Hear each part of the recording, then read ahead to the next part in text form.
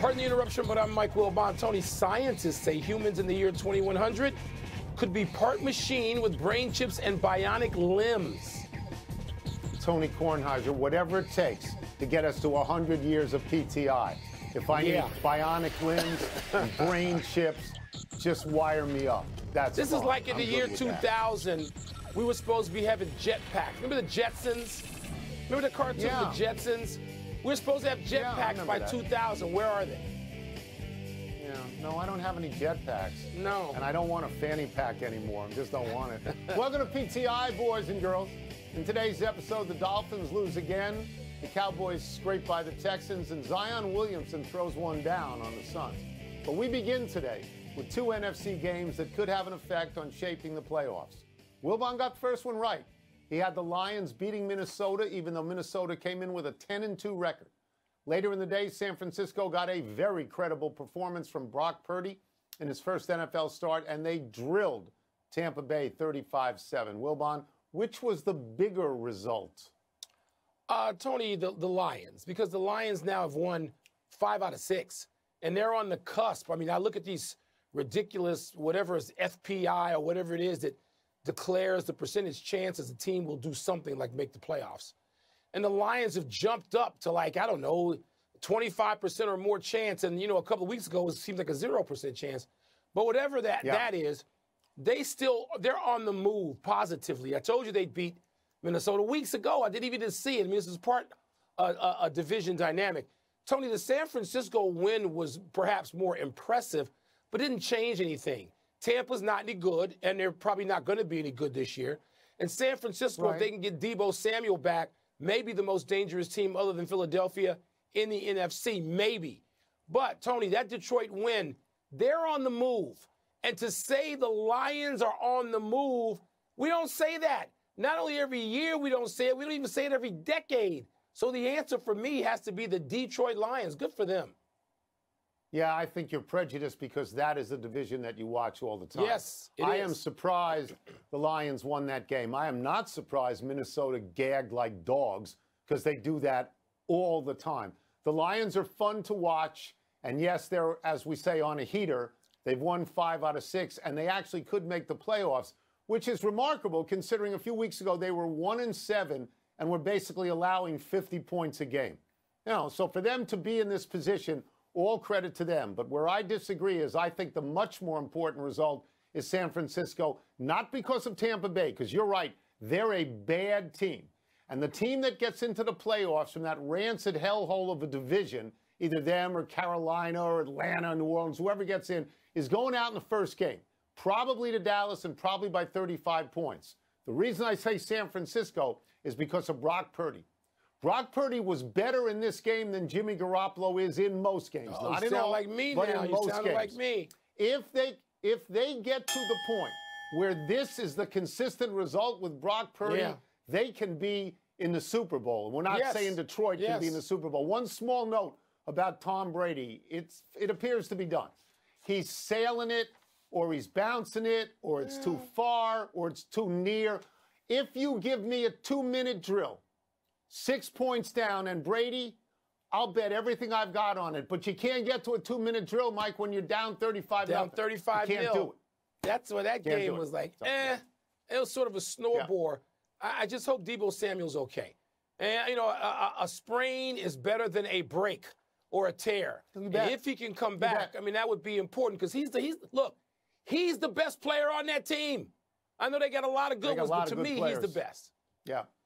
We had several other intriguing results. The Dolphins lost for the second straight week, this time to the Chargers. The fading Seahawks fell to the suddenly spry Panthers. The Giants got rolled by the Eagles.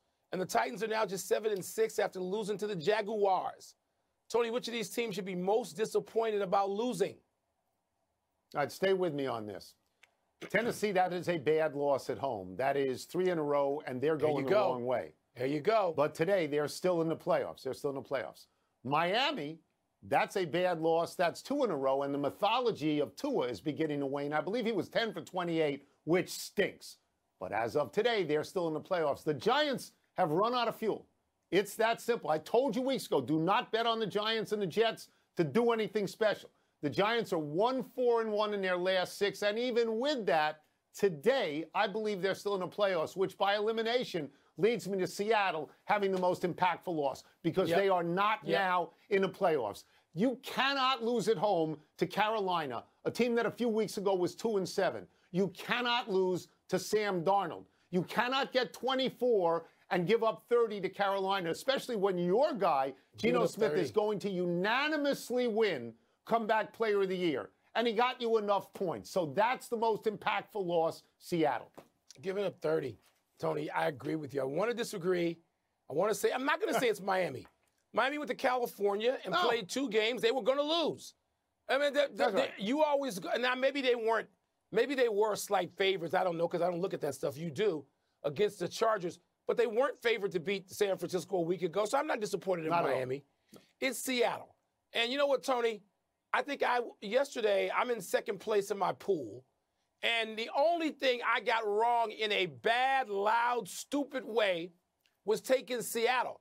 Not only did I take Seattle, Tony, I took them confidently. It's a confidence pool. And you assign the high number of double-digit points to the games you know you're going to get right. And I had Seattle, and I had like 13 or 14 out of a possible 16 points on Seattle. What were they doing? How does that defense give up that many points at home to them? I know Carolina could be better, and congratulations to that coaching staff for pulling that team, rallying them, pulling them together. But still, Wilkes, Tony, Steve Wilkes, it's the most disappointing of those losses that we listed there. Let me just tell you what this sets up. This is what it sets up. Sunday night, the Giants are at Washington. The winner is going to get in the playoffs. The loser is probably out. At the beginning of this year, who would have raised their hands and said, oh, yeah, Washington, which was 7-10, is going to play the Giants, which was 4-13 to get in the playoffs? Who would have looked at the Eagles 9-8 last year and said, oh, yeah, they'll be 12-1? That's the best division in football, and nobody was for it. No, there were people who picked the Eagles to go to the Super Bowl, lots of them. Well, not 12-1. Let's move to 2 teams who are solidly in the playoffs and who actually won yesterday, Kansas City and Dallas. Kansas City allowed Denver stinks, to come back from 27-0 all the way to 34-28, and Dallas trailed Houston. Houston stinks. The entire second half before a 2-minute drive pushed them across the finish line 27-23. The combined records of Denver and Houston are 4-21-1 El Stinko. Wilbon, who looked shakier in their win? The Cowboys. The Cowboys, Tony, because Houston is the worst team in the league. I mean, Houston is going to choose first in the NFL draft. I mean, they're the worst. So it's the Cowboys. And the Cowboys are playing at home, and they just seem like they didn't care. That's the actual definition of a trap game. People who use trap game now, they use it in a flimsy way. They don't understand what a trap game is. That's a trap game where the Cowboys are going, I'm sorry, who's beyond Houston? Who we got next week and the week after that? And they were down in that game. You know, I never thought they were going to lose because I texted you, and I said declaratively the Cowboys are going to win this game no matter how badly they look now. But, Tony, Dak Prescott, they got some problems. Dak has not played well. A lot of interceptions since he's come back. That offensive line is struggling. They lose their tackle. They don't pass protect very well at all. So the Cowboys do have some issues, yet I think they're going to get those things corrected, and they're the only real challenger other than San Francisco to Philly in the NFC. But the Cowboys look bad. So I'm going to agree with you 100%. I'm going to say that their win was shakier, and I'll get to Kansas City in a second. Their win was shakier, but it was also more impressive. They made a great goal line stand at the end of that game. They did. Now, I think Houston should have kicked the field goal to make it so that Dallas had to get a touchdown to get back in that game. But be that as it may, that was a great goal line stand. And then they went 98 yards. And Dak Prescott went 98 yards. And that's why they're paying Dak Prescott the money. And so the last 4 minutes of that game, Mike, to me, has to be a great confidence builder for Dallas. I agree with that. Kansas City is 10-3, and 7 of those 10 wins are by 10 points or fewer. So they don't beat the spread, but they do beat the team in front of them. One way or another, they do beat them. So the shakier win, we're both right on this, was Dallas. Let's take a break. Cowboys. Coming up was France's win over England, a bigger deal than Morocco's over Portugal. And did Zion and the Pelicans prove over the weekend that they're the best in the West. I told you they were good. I'll tell you this, Mike. I've been knocking Russell Wilson all year because I think he's been bad. I thought if he stayed in the game and didn't get hit hard, he was going to win that game against Kansas City. I thought he might win it. He looked better. He looked good. He looked like Russell.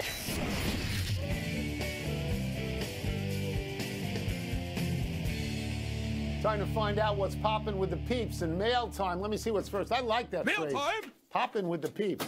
Other people put in other words. I don't like the other words. Yeah. At the World Cup, Morocco beat Portugal and France beat England. Bigger deal. Well, France beating England was a bigger deal in just a sports sense. I mean, just to have those two powers playing, a defending champion in France and, you know, England, which is still just pining away and hadn't won since the 60s. And that's a bigger soccer event and result. But, Tony, the bigger cultural result is Morocco, an African nation for the first time advancing into the semifinals of World Cup and throwing out CR7. CR7 take a hike, and you got to think that's the last time. CR7 isn't wanted by anybody, it seems, country or club. They both are like, sayonara. This guy could be one of the 5 greatest players of all time. Get out. So that's, I think, the bigger result because of those two elements, Morocco and Cristiano Ronaldo. Yeah, you lost me at CR7. I mean, I figured it out. It was Cristiano Ronaldo. Come on now. I guess soccer cognoscenti like you refer to him as CR7. Yes, we do. In the way you refer to book. You know, I understand that. From a historic context, the bigger thing is Morocco, first African nation to get to the semifinals. I remember during this past summer, Ons Jabeur from Tunisia became the first African woman to get to the finals of the U.S. Open, the finals at Wimbledon. So from a historical perspective, that's a bigger deal. But they're not going to win. And France could win and might well win. And if France wins, they're going to become the first country to repeat since 58 and 62 Brazil. So that's 60 years. So in the here and now, France is a bigger deal. And I'm sorry they played England in the quarters and not the finals. And I'm sorry, poor Harry Kane. At least the semis. That would have been a good final. At least the semis. The semis at least, yeah. Who had the bigger weekend? CR7? No, I jest. The Warriors for beating the Celtics or the Pelicans for beating the Suns counted twice? Well, I mean, the Pelicans, Tony, they're the best team in the West right now. They are. And that'll change perhaps, probably, because I think the Warriors, last night was a game that they can use. I hate the phrase statement game, because it's like December. But, Tony, you know, I was at that game, and going into that, Saturday, my colleagues, Stephen A. and Jalen, said they were looking at, you know, Boston being the best team in the league, which they are, and Jason Tatum being the MVP of the league, which he is. And they were looking for them to maybe, you know, take out the Warriors. And I said, no, no, no. They're going to play like champs. And they did play like champs. And Klay Thompson went out there and lit it up. And then so did Steph Curry, join him in that result, the best shooting backcourt in the history of basketball. So I think the Warriors, Tone, yes, the Pelicans are impressive. I told you that going into the weekend, but I'm going to take the Warriors and what that meant to them. It meant something. I love you. I've loved you for 40 years. You couldn't be more wrong. It's the last game at the end of a road trip for the Celtics. They are the best team in basketball. It's wonderful that the Warriors win. Not the last game. They go to California, Southern California for 2 games this week. Whatever. What are you talking about? You know what I'm saying? It's a long road trip. You can't win them all. Yeah. The next time those two teams play for anything meaningful, if it happens, is in the finals in June. And this game will be forgotten. The other 2 games are not going to be forgotten by Phoenix. Okay, the answer here is the Pelicans, because what they did, they looked up at a team that knocked them out of the playoffs last year, that finished about 28 games ahead of them in the regular season.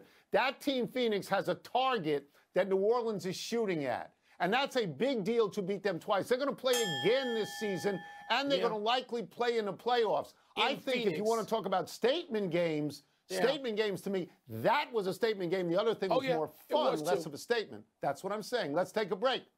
Coming up, Tiger and Rory, you boys, fall short at the match. Yeah, the match. I didn't even know what was going on. Caleb Williams, as told to you by me 100 times, takes home the Heisman. 100 times. 200 times. CR7. CR7. Wow, that Come is on so now. insider.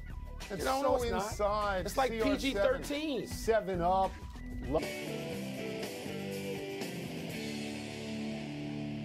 Happy time, people. Happy 32nd birthday, Tyron Smith, the Cowboys Pro Bowl tackle practiced for the first time last Wednesday after suffering a torn hamstring in training camp and going on injured reserve. Smith is reportedly making progress towards playing, has a chance to play against Jacksonville this Sunday. That would give Smith time to shake off the rust before the Cowboys enter the playoffs, which is a good thing since right tackle Terrence Steele just went out with a torn ACL and MCL in his left knee. Smith is an 8-time Pro Bowler, 2-time first-team All-Pro. We talk about offensive lines and how vulnerable quarterbacks like Tom Brady and Joe Burrow and Justin Fields are if their lines can't protect them. Smith is 6'5", 320. He can protect Dak Prescott. Yeah, can, has, does, and presumably will protect number 4, and they need him, Tony. And you know Prescott will be happy losing one critical offensive lineman to, at the very least, get another one back with those credentials. Happy anniversary, Patriots. On this day 40 years ago, when New England and Miami tied 0-0 late in the fourth quarter of a snow-filled game, Patriots coach Ron Meyer called timeout because he had an idea. He found a member of the Patriots snow-clearing crew, Mark Henderson, a recently freed convict who had joined the Patriots work release program. And Henderson drove a John Deere with a sweeper attached to it onto the field and cleared a patch of ground so kicker John Smith could try a 33-yard field goal. The kick was good. The Patriots won and made the playoffs. Don Shula was incensed, but to no avail. This is the famous snowplow game, the last one, because the next year the NFL banned snowplows from altering the playing field, which they should.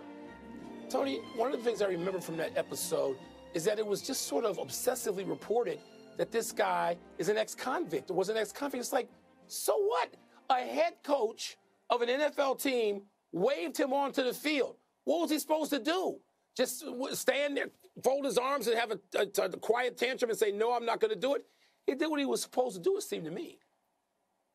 Do your job, as Bill Belichick would say years later. That's right. A melancholy trails Paul Silas, the rugged forward who won 2 championships as a player with the Celtics and another with Seattle, died yesterday at age 79. Silas played 16 seasons in the NBA and then coached the Clippers, the Charlotte Hornets, and the Cavaliers, where he was LeBron James's first coach. Silas had a career record of 387 and 488. He went to the playoffs 4 times. Silas was in the mold of Gus Johnson and Ray Scott at forward, a tough defender and excellent rebounder who would score when needed. Silas was a 5-time All-Defensive Player and a 2-time All-Star. Paul Silas's son, Steven, is the head coach of the Houston Rockets. Tony, I have a sense of how much you like and respected Paul Silas, who I know when you were covering the NBA, he was a primary member. He played on those Celtics teams with, among others, Dave Cowens, John Havlicek, JoJo White, Hall of Famers, Don Chaney, Don Nelson, and then Charlie Scott, I think, on the second of those championship teams. He was the heart and soul in a lot of ways of those teams. It was just great to watch him as a kid. We also want to note the death of soccer writer Grant Wahl. Wahl died on Friday while covering the World Cup match between Argentina and the Netherlands. He was 49. Wahl wrote for Sports Illustrated for 25 years, writing the cover story on the then high school phenom LeBron James entitled The Chosen One. But soccer was Wahl's specialty and why we were lucky to have him as a guest on this show. Flowers and a picture of Wahl were placed in the press box for Saturday's match between France and England, which he had been planning to cover. Tony, it was such a jolt, a shock. I was at a basketball game in San Francisco, and it reminded me, sadly, of 19 years earlier when another great Sports Illustrated writer and a dear friend of ours, Ralph Wiley, not much older than Grant Wahl, 3 years older at 52, died of a heart attack during a playoff game. And you think of it, Grant Wahl was there doing wonderful work, and people were sharing his work over the week and over the weekend as he passed away. And just you feel for him and his professional family, but more often his family, his wife and his family. It was stunning when I heard that news because I remembered that he had been on this show. Yeah. I'd also had him on my radio show. He was wonderful. He was a really good writer as well. Yeah. Way too young, way too young. One omission, Texas basketball coach Chris Beard was arrested and charged with felony domestic violence. Beard's lawyer says his client is, quote, 100% innocent. Man. Let's go to the big finish if we could. Let's do it. Caleb Williams, your boy, your Gonzaga boy, won the Heisman. Gonzaga your High thoughts? in D.C. I'm so thrilled for him and his family, Tony, and all the Gonzaga high school community in D.C. Great for them. I told you he's going to win. He won easily, and he should have. He had a great season, even though they didn't make the playoff. Navy fired head coach Ken Niumatalolo, after losing to Army in double OT. Does that make sense that they fired this guy? No, he was a great coach. He won more than he lost. It's so hard to win at the service academies. Yes, what are they thinking? What are they thinking? Jordan Spieth and Justin Thomas beat Tiger and Rory at the match, 3-2. Your reaction? Tony, you know I love all those competitors. I can't get fired up for that now in December. I just couldn't. The Mets signed Japanese starting pitcher Kodai Senga to a 5-year, $75 million deal. What do you think? Well, he throws at 101 miles an hour, which is important. The Mets' payroll is now, with luxury tax, $421 million. Yeah. What? Last one. Done. Joel Embiid, your boy, 53 and a win over the Hornets. Is that significant? If you can keep him out there in top form, get Tyrese Maxey back healthy, keep Harden healthy, the Sixers can make a move. They can, Tony. Yeah. Tyrese Maxey, we like to call him TM7. We're out of time. Try and do better the next time. I'm Tony Kornheiser. He didn't wear 7. I'll give you $1,000. You give me his number. I'm Mike Wilbon. Same time tomorrow. No help from producers, Knuckleheads. And now to get you set for Monday Night Football, here's Susie Culver 22. and the Countdown Crew. You had help. 22. Help doesn't 24. count. No money. 31.